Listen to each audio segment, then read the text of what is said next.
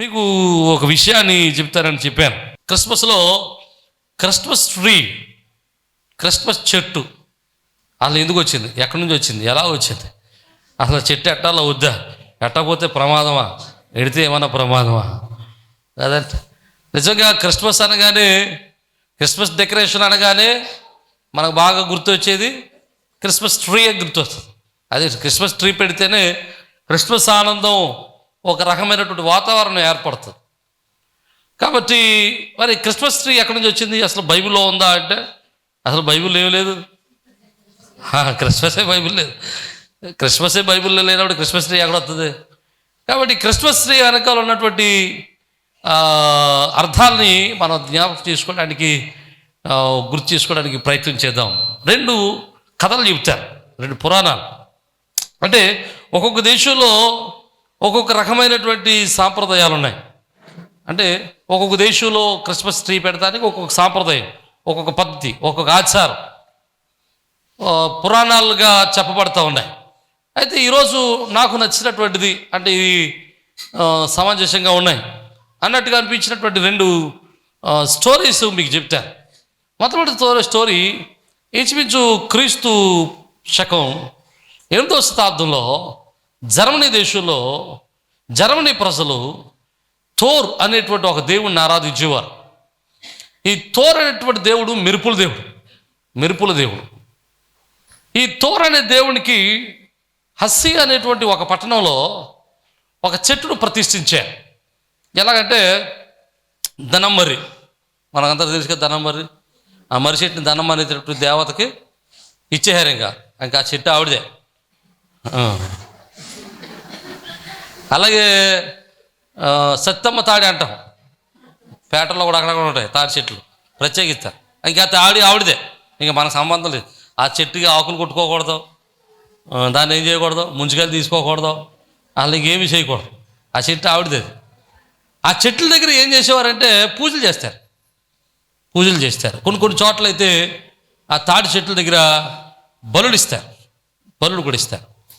ఆ జర్మనీలో కూడా ఓక్ అనేటువంటి చెట్టుకి ఇలాంటి పూజలే చేసేవారు. ఆ థోర్ అనేటువంటి దేవునికి ఆ చెట్టును ప్రతిష్ఠించి ఆ చెట్టు దగ్గర విపరీతమైన పూజలు చేసేవారు అన్నమాట. పూజలు చేయడమే కాదు, బలులు కూడా ఇచ్చేవారు. బలులు ఇవ్వడమే కాదు, ప్రతి సంవత్సరం ఒకసారి నరబలి కూడా ఇచ్చేవారు. నరబలి కూడా ఇచ్చేవారు. అయితే 732 సంవత్సరంలో, క్రీస్తు శకం 732 సంవత్సరంలో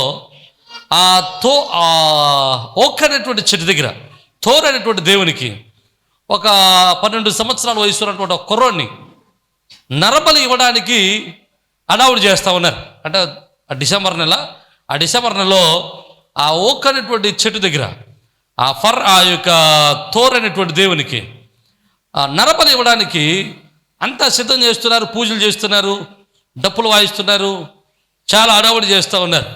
ఈలోపు ఆ ప్రాంతంలో సువార్త ప్రకటించడానికి వెళ్ళినటువంటి బోనిఫర్స్ అనేటువంటి ఒక దైవజనుడు ఆ అడావుడి ఏంటో చూద్దాం అని చెప్పి అటువైపు వెళ్ళగానే అక్కడ నరబలి ఇవ్వడానికి పిల్లవాడిని సిద్ధం చేసేస్తున్నారు.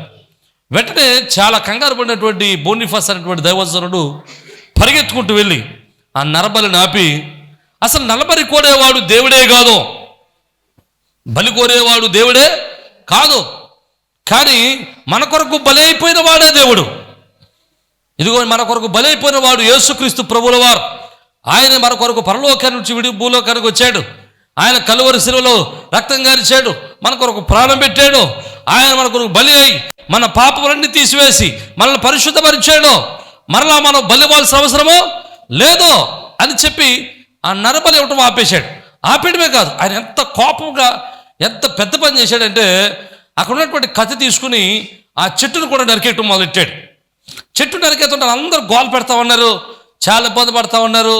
ఈలోపు బలమైన గాలి వేసి ఆ నలుగుతున్నటువంటి చెట్టు పడిపోయింది. ఆ గాలి వేసేటప్పుడు వాళ్ళందరూ అనుకున్నారట, థోర్ దేవుడు వస్తున్నాడు, ఈ పాస్ట్ గారిని చంపేస్తాడు అనుకున్నారట. అది గాలి వస్తుంది కదా, ఆ గాలిలో ఆ థోర్ అనేటువంటి దేవుడు వస్తాడు, ఈ పాస్ట్ గారిని చంపేస్తాడు అనుకున్నాడట. కానీ పాస్ట్ గారు చచ్చిపోలేదు, పాస్ట్ గారు బ్రతికే ఉన్నాడు. ఎప్పుడైతే పాస్ట్ గారు బ్రతికే ఉన్నాడో అక్కడ ఉన్నటువంటి ప్రజలందరూ కనిపించిన మాట ఏంటంటే, ఈరోజు ఖచ్చితంగా మేము ఒక దేవుని కలుసుకున్నాం, మేము ఆరాధించే థోర్ అనేటువంటి దేవుని కంటే ఈ పాస్టర్ గారు ఆరాధించే దేవుడే గొప్పవాడు. ఈ చెట్టును నరికేసిన, నరబలి ఆపిన ఈ దేవుడు ఈయనేమీ చేయలేకపోయాడు. అంటే పాస్టర్ గారు ఆరాధించుతున్న దేవుడే గొప్పవాడు అని చెప్పి అక్కడ ఉన్న ప్రజలందరూ కూడా దేవుణ్ణి నమ్ముకోవటం మొదలుపెట్టాడట. ఆ మొదలు పెడితే ఆ ఓక్ చెట్టు కొట్టేసిన తర్వాత, పడిపోయిన తర్వాత ఆ చెట్టు కింద, ఆ చెట్టు పక్కన ఎక్కడో పర చెట్టు అనేటువంటి ఒక చిన్న చెట్టు, ఫర్ చెట్టు అంటే ఇప్పుడు క్రిస్మస్ చెట్టు వాడుతున్నటువంటి చెట్టు, ఒక మొక్క కనబడిందట పాస్టర్ గారికి. వెంటనే ఆ చెట్టుకి వెళ్ళి అక్కడ ఉన్నటువంటి నరబలి ఇవ్వడానికి సిద్ధపడినటువంటి ఆ యవనస్తుని యొక్క తల్లిదండ్రులకి ఇచ్చి, ఈ చెట్టు ఇంట్లో పెట్టుకుని దేవుణ్ణి గుర్తు చేసుకోండమా, దేవుడు మీ బిడ్డను బ్రతికించాడు, మీరు బిడ్డలు మీ జీవితంలో వెలుగునిచ్చాడు, సంతోషాన్ని ఇచ్చాడు అని చెప్తే ఆ చెట్టుకి వెళ్ళి ఇంట్లో పెట్టుకోవడం, ఆ చెట్టు దగ్గర క్యాండిల్స్ వెలిగించడం, ఆ క్యాండిల్ వెలిగించి క్రిస్మస్ పాటలు పాడుకోవడం, వీళ్ళు సంతోషానికి అవధులు లేకుండా ఆ రాత్రంతా ఆనందాన్ని గలుపుకున్నారు. ఆ రోజు వారు చూసిన వారందరికీ వాళ్ళ ఇంటికి దేవుడు వచ్చాడు అన్నంత సంతోషాన్ని వాళ్ళు అనుభవించారట. దేవునికి స్తోత్రం. ఎందుకంటే చనిపోవలసినటువంటి కొడుకు బ్రతికాడు కాబట్టి సంతోషంగా ఆ దినం గడుపుకున్నారు. ఆ రోజు నుండి ప్రతి క్రిస్మస్ రోజున ఆ పరచెట్ని దేవుడు మన కొరకు బలి అయ్యాడు, మనం నరిబలి ఇవ్వాల్సిన అవసరం లేదు అని చెప్పడం కోసం ఆ పరచెట్ని క్రిస్మస్లో పెట్టడం మొదలుపెట్టారు. దేవునికి స్తోత్రం. రెండవ కథ చెప్తాను. రెండవ కథ అది జర్మనీ కథ, ఇది యూరప్ కథ. యూరప్ దేశాల్లో క్రైస్తవ సంఘాల్లో ఒక నానుడి, ఒక అలవాటు ఉండేదట. ఏంటి అలవాటు అంటే నాటికలు వేసే అలవాటు. మనం ఇప్పుడు పిల్లలు స్క్రిప్ట్లు వేస్తారు కదండి, అప్పుడు పెద్దోళ్ళు నాటిక వేసేవారు. ఆ పెద్దోళ్ళు నాటిక వేసేటప్పుడు ఆ నాటికలో ఖచ్చితంగా ఒక ఘట్టాన్ని పెట్టేవారు. ఏంటి ఆ ఘట్టం అంటే, క్రిస్మస్ ఎందుకు వచ్చింది? ఆదామవ్వలు పాపం చేయటం వల్లనే యేసుక్రీస్తు ప్రభువుల వారు దేవుడు ఈ లోకానికి యేసుగా, క్రీస్తుగా, నరుడుగా రావాల్సి వచ్చింది. కాబట్టి వాళ్ళు ఆ నరుడు ఆదామవ్వలు చేసినటువంటి పాపాన్ని గుర్తు చేసుకుంటూ ఆ నాటికలో ఆదామవ్వలు చేసినటువంటి పాపాన్ని కూడా, లేకపోతే వారు తినొద్దనటువంటి పండు తిన్నటువంటి సంఘటన కూడా ఆ నాటికలో ప్రదర్శించేవారు. ఆ నాటికలో అది ప్రదర్శించడానికి వాళ్ళు ఏం చేసేవారంటే, ఫర చెట్టును అంటే ఇప్పుడు క్రిస్మస్ చెట్టుగా వాడతానని చూసేవారా, ఆ చెట్టును ఆ నాటికలో వాడి ఆ చెట్టుకి యాపిల్ పండ్లు కట్టి ఆదాములు వెళ్ళి ఆ పండు కోసుకొని తిన్నట్టుగా వాళ్ళు నటించేవారు అనమాట. అది ప్రదర్శించేవారు. కొన్నాళ్ళకి సంవత్సరాలు గతిస్తున్న కొద్దిగా ప్రతి సంవత్సరం ఇలాగ అలవాటైంది. ప్రతి సంవత్సరం ఆ ఫర చెట్టు అట్టుకొస్తున్నారు, ఆ చెట్టు పాతున్నారు, ఆ చెట్టుకి యాపిల్ కడుతున్నారు, ఈ ఆదామావులు వెళ్ళి ఆ చెట్టు పొలం కోసుకుంటున్నారు. ఆ యొక్క నాటిక అయిపోతుంది. కానీ సంవత్సరాలు గతించే కొలది ఏమైందంటే, క్రిస్మస్లో ఆ ఫర చెట్టు ఒక భాగం అయిపోయింది. సంవత్సరాలు గతించే కొలది నాటికలు వేసే వాళ్ళు ఉద్దేశాలు మారిపోయి నాటికలు వేసేటప్పుడు వినోదాత్మకమైనటువంటి స్క్రిప్ట్లు వేయటం మొదలుపెట్టారు.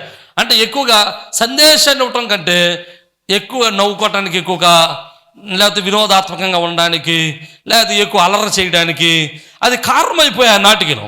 అందువల్ల పాస్టర్ గారు ఏం చేశారంటే నాటికలు వేయించడం మానేశారు కానీ చెట్టు పాత్రం మాత్రం నాది. దేవునికి స్తోత్రం.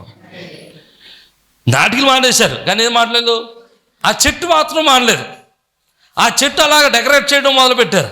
ఆ చెట్టు అలా డెకరేట్ చేస్తూ ప్రతి క్రిస్మస్లో పెడుతున్నారు. ఆ చెట్టు అప్పుడు దాన్ని ఏమని పిలిచేవారంటే ప్యారడైజ్ ట్రీ అని పిలిచేవారు. ఆ ప్యారడైజ్ ట్రీ కాస్త ఏమైందంటే యూరప్ దేశాల్లో క్రిస్మస్ ట్రీ అయిపోయింది. దేవునికి స్తోత్రం. అలా పుట్టుకొచ్చింది క్రిస్మస్ ట్రీ.